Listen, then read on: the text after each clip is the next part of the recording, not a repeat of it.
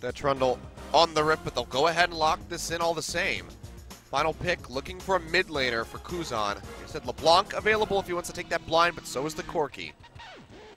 Not taking the LeBlanc here would be a surprise to me, given that it's been banned so frequently against him. He's an excellent LeBlanc player, and blind pick LeBlanc can't be answered by too many things on red, but the Corki does represent a bit of a takeaway.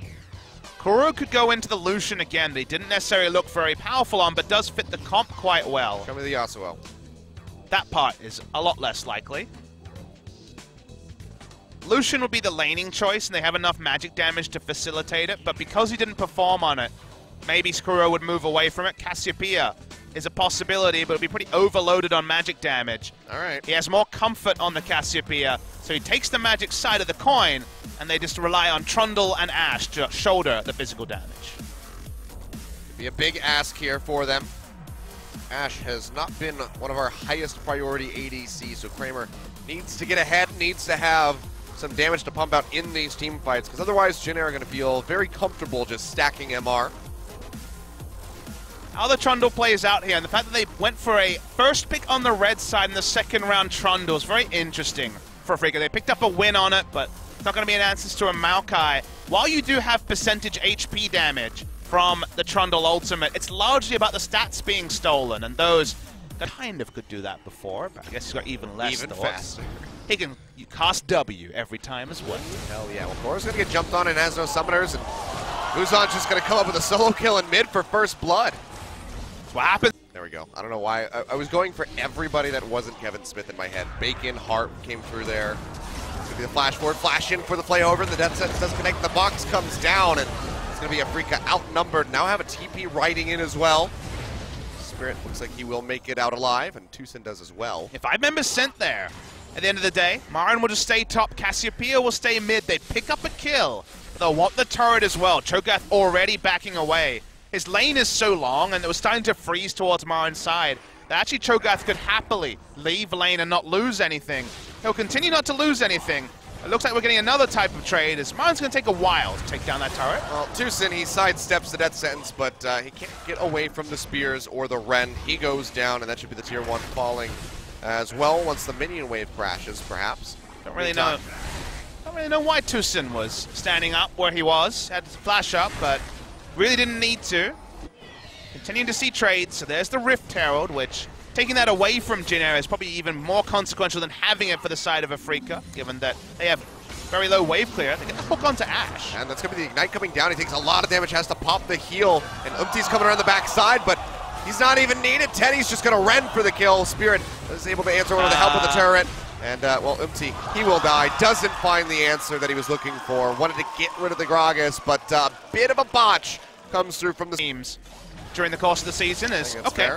Tucson's just going to be walking into the thresh that he could see with his own eyes. Just flash away, gets the pop-up onto 2, and Kramer is firing away, so maybe not so stupid after all. Kramer played that super well. We're not done yet, though. They're looking for a little bit more. MT just trying to get it in on top of the Zyra, but he can't do it. He's going to use the Void Rush yet again onto the Gragas, but he goes down, and there's nothing that Kuzan can do to stop it. And it is slipping out of their fingers. Turret getting ready to go down as the Rift Herald is summoned. It's not slipping, Achilleos. It's really pouring out of every single crevice. If you watch that on the replay, you will see that Jin Air, that was the moment 15 minutes in where they felt like they couldn't do it. They ran up. It was good play from... Which means that Jin Air is going to be that much further dissuaded from going all in. Afrika, however, might not be. Ashe Arrow comes in, connects in. They'll pop him back as Empty gets isolated by that explosive cask, and he will go down. Now with no smite, Afrika, they have plenty of damage with this Ashe and the Cassiopeia. Do they want to look for something like the Baron? Well, they've got something better than smite, remember. They've got the Cho'Gath. They want to go ahead and find another pick.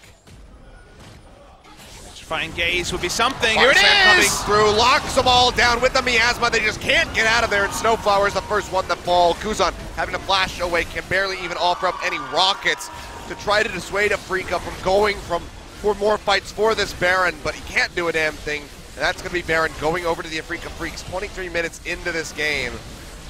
Expertly done by Afrika Freaks. That's all they'll get. Yeah, with the brush camp there, having the pet. You know that in their minds, they're thinking that this is their time. They can break the base with the Baron. That would be everything they could possibly want. Oh, that's just gonna be Snowflower getting caught out all on his lonesome. Tucson with the Zyra. Comes up with the roots. Ash Arrow for extra insurance. It's gonna be Kuro in a bad spot, however, gets popped up, and Sohan does have the Beast.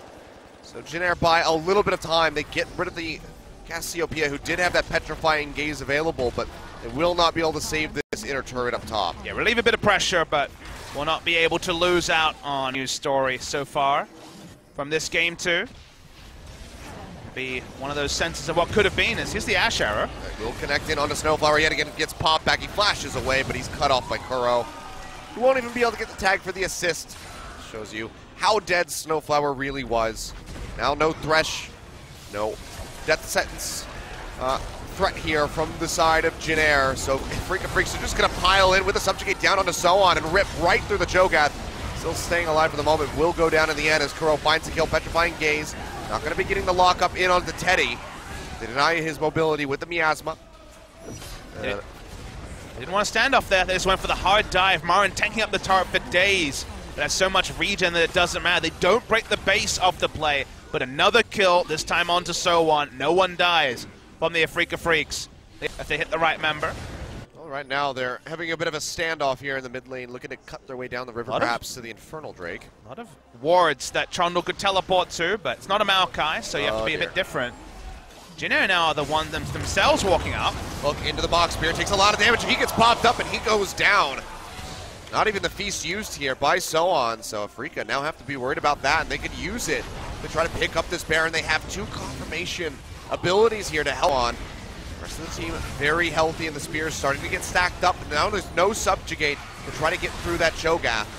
Baron going low, 2,400. Ren about to come down. There it is. That's going to be it picked up by Jin Air. Fate's Call used as Teddy looks for the kill. They will be able to take down Tucson. They will exit. They want to try to hold on to these buffs. MaRin chasing in. Will stop them. They cancel all of the recalls, and they're still pushing forward. Pops up by the Rupture. They don't know that Snowflower's in the brush. See if MaRin gets the W back up for movement speed. Gets it. Could get a Trundle Pillar here. Looks for it. Does cut off Sohan, but it's not going to be enough. Yeah, does throw it out, but no one else is there to back him up for the kills. It felt like a freak. But for now, Jin Air going to be looking to knock down this inner turret in mid. Still haven't even taken the outer in top. Ash Arrow coming through. Kuzan has the juke to the side. But that's going to be the pillar coming down. Miasma there. And he is just going to get burned out as Tucson finds the kill. Perfect stuff from the side of Afrika. It's why Cassiopeia is so strong into Corki. No longer do you have the options to get out. MaRin's going to keep chasing because Afrika wants to bring up the minion wave. And no one here can actually just enter mid and empower the minions. So they difficulty taking this out. Pop-up getting ready to come through. They will knock up Umti, and he will go down. And now Jin Air in full retreat. Death Sentence connects onto MaRin, but it's not the target that they want by any means. It's clear. Is somewhat decent, but MaRin doesn't give a damn. He is just pushing straight up into the faces of Jin Air without a single fear as he tanks the turret here for Kramer to go ahead and knock it down. Second inhibitor gonna fall. 38 minutes on the clock, and Afrika, despite not getting that Baron for themselves, have just taken this game by the horns, and they are in full control. And well, we wondered about the blind pick Trundle coming through from MaRin, but he's vindicating it with his performance in this game. He was having a good time. Ash Arrow out from the darkness, and Snowflower will get locked down. Pop back, and he is deleted. Kramer with the kill. No assist for MaRin. He's bringing up the top lane, so not 007 yet, but there's still time left in the game, but not a whole lot of it. It seems like Afrika kind of want to end it very soon. Kramer's chunked out considerably, however, but he has a Guardian Angel to keep him safe for the moment.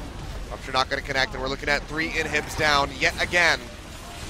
But can Jin Air do it? Can they have the turnaround that we saw from Afrika in game number 1? My guess is going to be no. Never say never again, though, Achilles. Anything can happen. It's still possible here.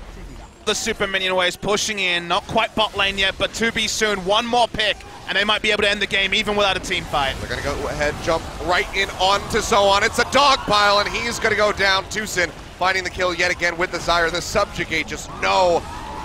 It just doesn't matter. The Cho'Gath, no match for it.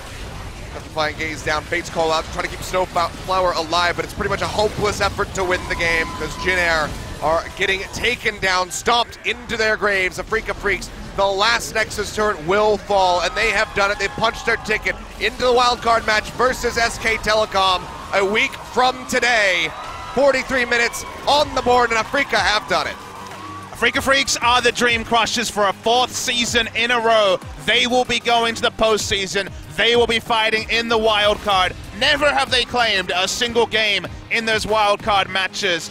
But the minimum expectation with the talent they had on the lineup was playoffs. They'll reach there, and that means that SK Telecom T1 will have to get one bogey off their back and beat Afrika Freaks to just begin a run.